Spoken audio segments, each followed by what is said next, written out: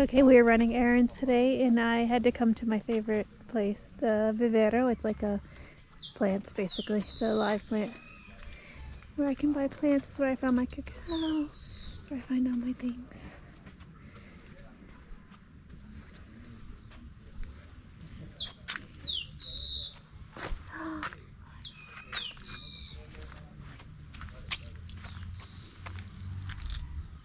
And so today I'm looking for, we want to do like a living wall on the front, so this guy here knows me because I always buy like a billion things.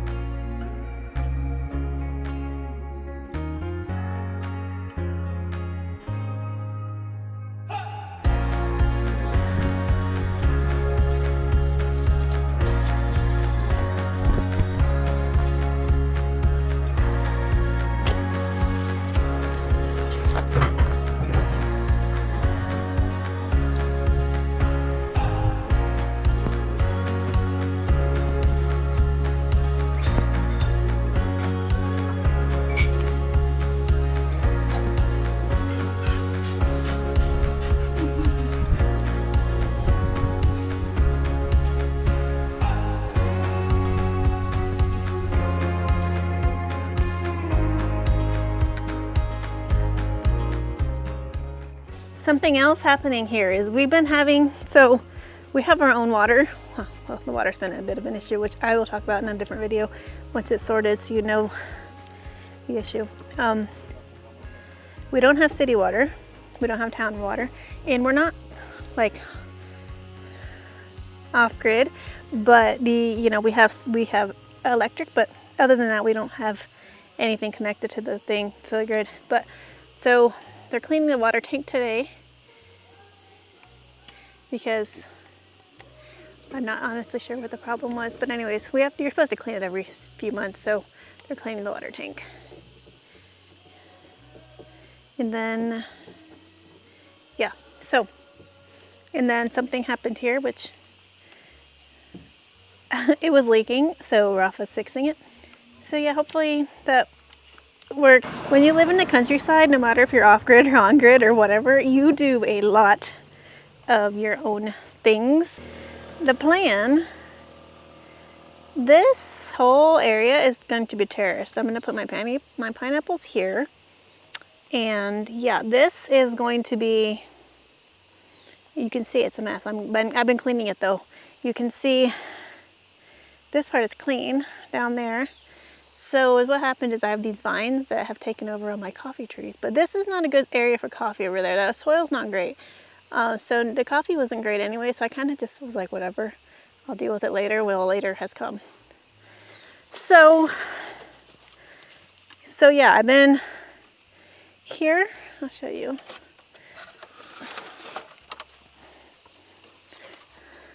Someone once asked for a tour of my land. I guess I kind of have like little tours all over because I'm always working on it. Okay, so here I put in some wood to prevent erosion, and I've been planting trees, and this is lemongrass. I've been moving lemongrass around. This is a papaya tree. These are just shrubs with flowers, and then some pine trees. And then I'm digging out a little pathway here. This is like going to be a pathway. So basically, yeah, you see how steep this is. So it's taken me quite some time. Well, Rafa weed whacked this part. He weed whacked till about this tree. And then this part here looked like that. So I've been cleaning this, and I've been okay, I learned everything on YouTube and my commenters. I've been making like, on the trees, I've been putting the grass so it prevents erosion. And then I'm planning on doing what I did here. So you can see I put in this, planted some more trees, papaya, another pine tree. So I plan on doing it all the way across the border here of my land, so I can create like I said, a living fence. Another one down here too, and then I'll plant some flowers to go around the fence. And yeah, I have a ways to go because my property ends way over there. So I'm like maybe not even halfway across. But this one is where I stopped. But yeah, this looks good. And then I have these big beautiful flowers here. No, they're called like Euconias, I think. Euconias. But you can see where I made a little pathway.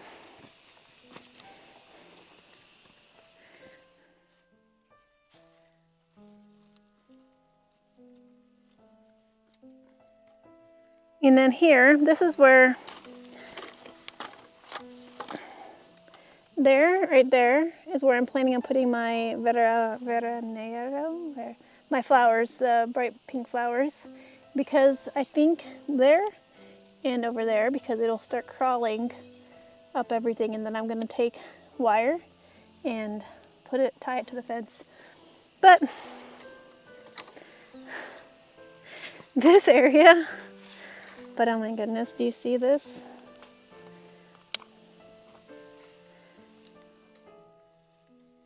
You can see this is all like marigold. I just take the seeds dried and I just like put them. Here's some corn.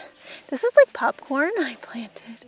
We had some popcorn kernels and I just planted them and they're growing. But I don't know if they're gonna produce anything, but I like to experiment. This is some basil that is going to seed. And I have other basil planted, so I'm letting it, and then I have some lemongrass. But this is a great little area. This is like a perfect sun spot, but the plan is to create the living wall here as well. And then we're gonna put some trees on the outside of the property also to more privacy because, you know, the road.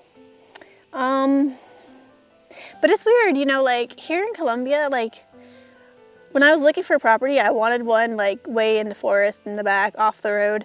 But I decided that it was okay for my first piece of property, the first piece of land I bought. I have many reasons for why I decided to buy here. I do not like the road, but I've been working around it and it's been fine.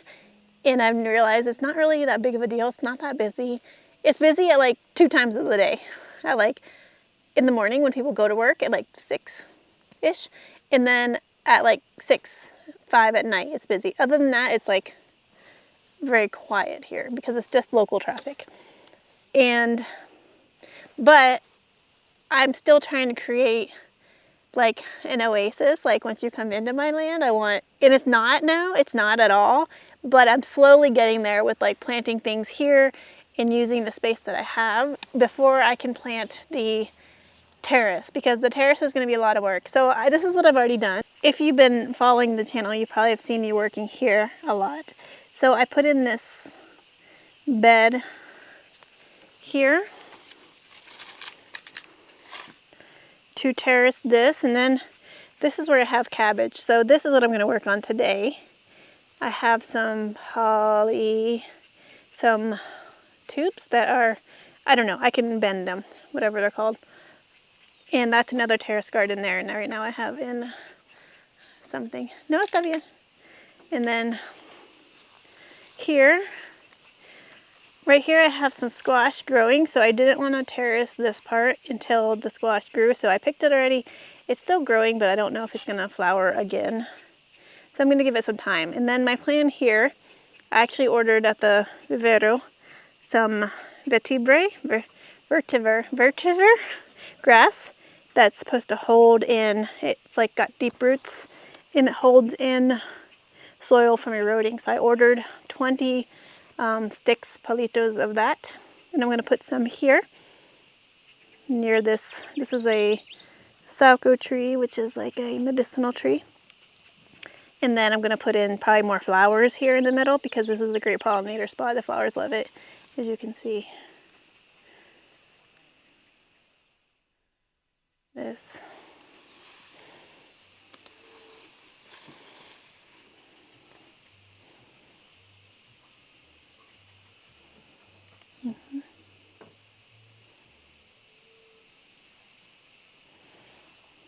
So yeah, the butterflies love it. The bees, I have some stingless bees, which I learned are great pollinators for everything basically. I mean, they're bees, so yeah. This, I have some uchoa growing, uchuva. And underneath there, I'm cleaning. We're gonna turn this into like a little area to store things. That white thing is what I'm gonna use to cover my thing.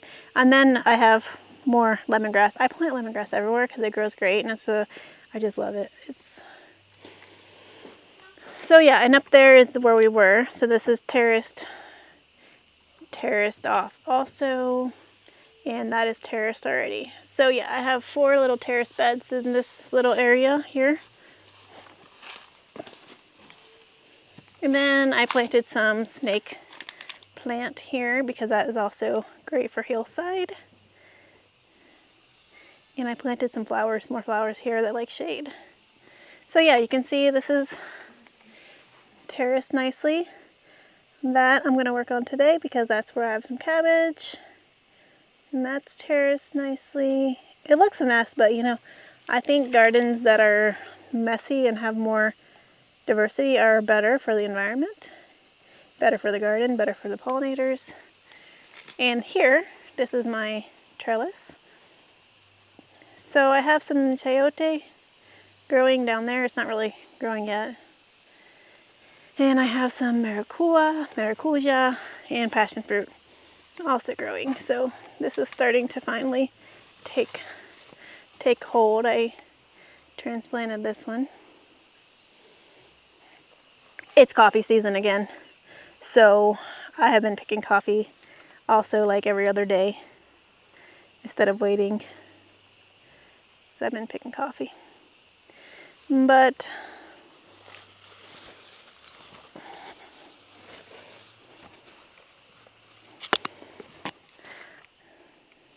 I planted some stuff inside here, but it hasn't come up yet. Oh, well, some has. I plant beans everywhere because so these are just some pole beans. I plant them everywhere. I have them growing all over the house mainly because they're nitrogen fixers.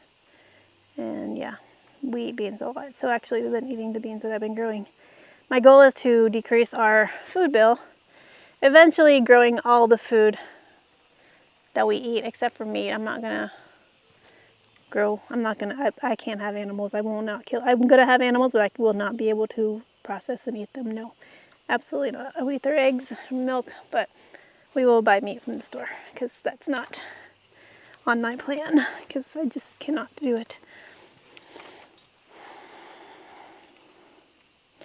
This isn't passion fruit or maracuja or maracuja. I don't know. It's one of them, but I planted it there. It will grow.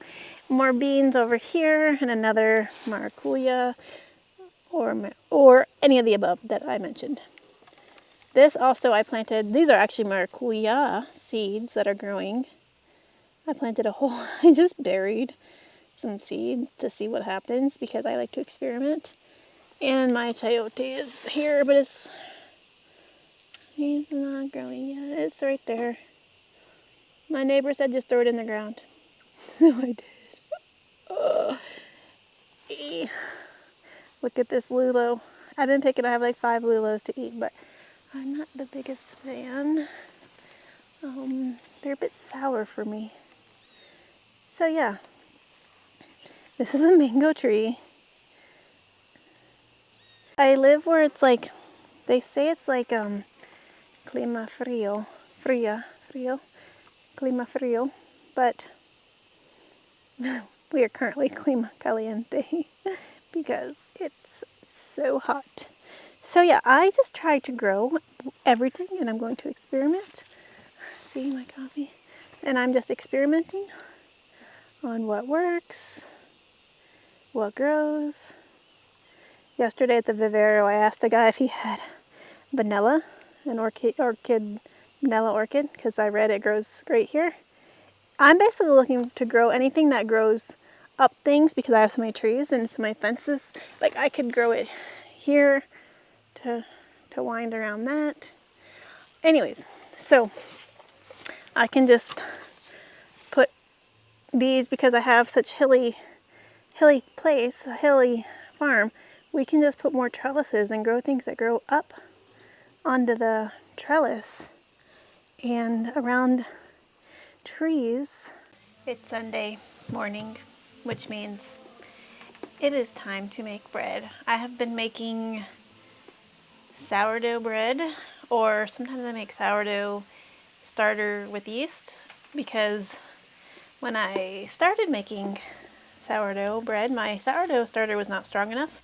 I basically made it myself. I didn't have one given to me, so it was like a new starter. So it was a brand new. So it took a while. So it's taken me, I would say I've been doing it for 4 or 5 months maybe.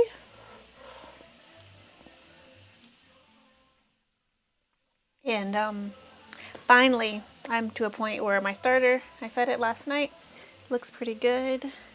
It's always a gamble, you know. So depending on how hot it is here, it's pretty, we're in summer. It's this morning and I'm like, have a t-shirt and shorts on because it is so hot. Actually, it's perfect. It's like maybe 75 degrees. Cool but not too cool. Hot but not too hot. So I wanted to talk while I'm making my starter, while I'm making my sourdough. I'm going to try to make 2 loaves. I try to cut our costs back because it's actually cheaper to buy flour than a loaf of bread. And this flour can give me maybe two loaves. The flour costs, I'm like, 2 millones, I think, 2 million pesos. I'll see if I can find it on the website because I'm not going to town for a while. And then I use a little bit of olive oil. This is expensive. Olive oil is more expensive. This is like 20,000 pesos, I think, for one. But I only use it, I buy one every 2 or 3 months. I don't use a lot of olive oil. So, yeah, so one of the ways I've been trying to keep my costs down of living is, in like, I guess you could call it homesteading, is by making things from scratch. And this is one of my contributions because my way to do that is the garden, the house, because if you follow me, you know I don't have a traditional real job. My job is farming, taking care of the land, selling my coffee, and you know, growing my own food, so our grocery bill's not as much, so it is equivalent to food, in my opinion. So 150 grams. Oops. So a lot of you noticed on my last video that food prices have been up. So one way to eliminate going out is by us making everything at home. And we do. And here in Colombia, it's very common for everyone to make things by scratch. But yeah, if you go out to eat at a restaurant, food prices have dramatically increased, especially from when I first started coming here. Oh, it's almost my whole starter. I got a little bit left. So I think I need to double this next time. Let's pour a little bit back. Okay, we're just getting a little less starter than normal, but that's okay. That's fine. 130 versus 120 grams. It's okay. So yeah, food prices have gone up. When I first started coming to Colombia in 2018, the menu del dia was like 9,000 pesos. And now it's like 17,000. So yeah, a lot of you noticed that in my video, and it's true. And that's one of the reasons that I'm trying to be more food self-sufficient. We are not off-grid. We have electricity, but I've been looking into getting some solar panels so we are more energy sufficient as well.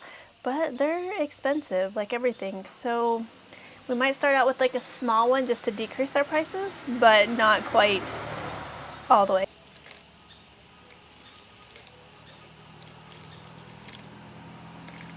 25 grams of olive oil.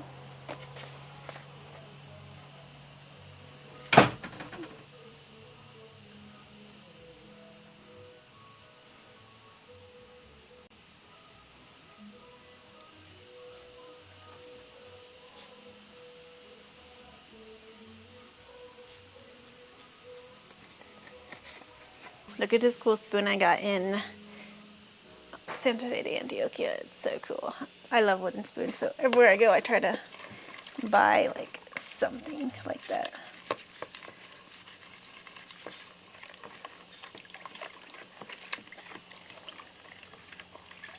Okay, flour and salt.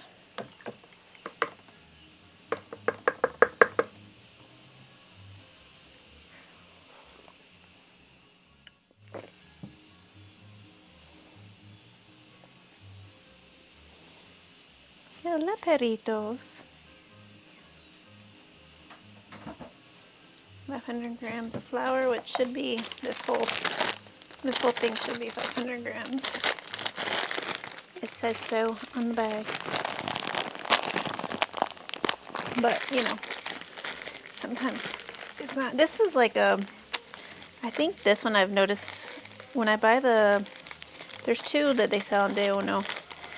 This one's like fortified. It has like baking soda powder in it.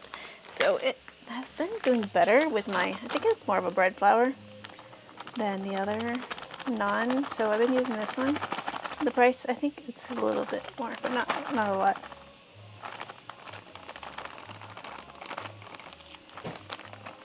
I think it's gonna be exactly 500, but you know, maybe. Ooh, almost 490. Oh, 498. With the two that just fell on me. Okay, that's fine. Close enough. I know, close enough. And 10 grams of salt. So I'm using salt, sea salt.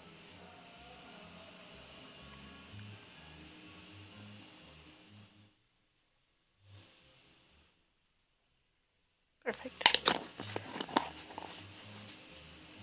Okay. So yeah, as I was saying, since a lot of you noticed in my last video that prices here in Colombia are not as cheap as you expected or thought. You know, when I started coming here in 2018, I know a lot of you who watch my channel come here before then even, and it was even more affordable, let's say. But yeah, the prices have gone up quite a bit, even in the past like couple of years since I've been living here. Prices have definitely increased. You know, they're increasing all over the world. So one of my goals with this farm, since you know my job is like taking care of the farm, growing my own food, and that's kind of but like why did I decide to do that is because I don't want to be dependent on the system because it's broken. I get a lot of questions also about, you know, why am I doing it? Because I want to be more food sufficient. I guess have more food sovereignty, which Colombia does because a lot of people here grow their own food. So if something were to happen with supply chains, we I wouldn't be worried because everyone here grows a lot of food. I mean, I don't even have to try it. I'm growing a ton of food.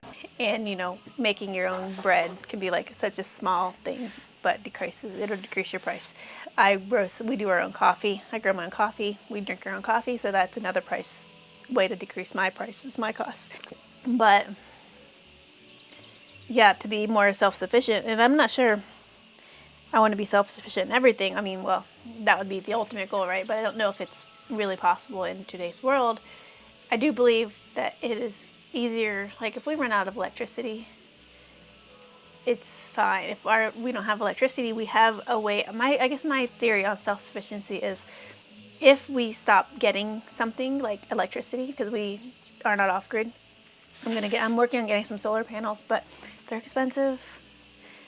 My job doesn't pay that much. I can pay them in food, in plantains, or I can make them a video. You know, I think part of the self-sufficiency is like being okay without relying on the systems. Like, we grow a lot of our own food. If we didn't have access to town, we would be okay. I buy eggs from the neighbor. We're working on getting chickens and ducks. We're putting together a house so they're safe. It's just here, like if something happens, we were disconnected from the internet or electricity, people would function the same way they function with it, because a lot of people here in the countryside do not have internet. They might have some 4G on their phone. They might pay for a plan. A lot of people don't have it out here, and they're starting to put it because a lot of it doesn't come down the road. A lot of it doesn't come this far out because we're pretty far out. So yeah, people don't have it, so they don't have access to everything all the time. Also with internet, with the electricity, everyone, I think here around me has electricity, but if you go more rural, more remote, people don't even live with electricity, and you might think that's crazy, but it's in the countryside, it's very common to not have electricity. So we use a wood stove or a propane tank, or you store your food outside. You make it shelf stable, just like they used to do, and that's we would be completely fine. If I didn't have electricity, we have candles, and we just wouldn't be connected online, and people would be worried about me, but that's okay. We would be able to eat, we would be able to get food, so it wouldn't be an issue. So for me, self-sufficiency, yes, of course I want to be able to have everything I need in my little area, but is it the end goal for me right now? No, it's decreasing our prices, decreasing the cost of living, making my own food, so knowing that if something happens and I can't get to town, I have the ability to do it. I have wood, I have a wood stove, I have propane, my propane tank is full. We have an extra propane tank. We have our milk is shelf-stable, well, until you open it. But are you okay without milk? Yes, I'm gonna get goats, and we're gonna have chickens, and we're gonna have things, but I also don't care to have milk. But I also know how to ferment and make cheese. I know how to ferment and make things where they're stable outside. So for me, it's more important to learn how to have the resources to be able to do things. If you don't have, you connected to the grid or connected to the electricity, or you don't have it, for me that's more important. So I don't know, yeah, I just kind of wanted to talk about that because it's something that I've been thinking about lately. Thanks for watching. Don't forget to subscribe and leave me a comment. What are you doing? Are you working on making homemade goods or becoming more self-sufficient, or you just enjoy watching about rural Colombia? And I'm happy with all of the above. So thank you for subscribing and watching.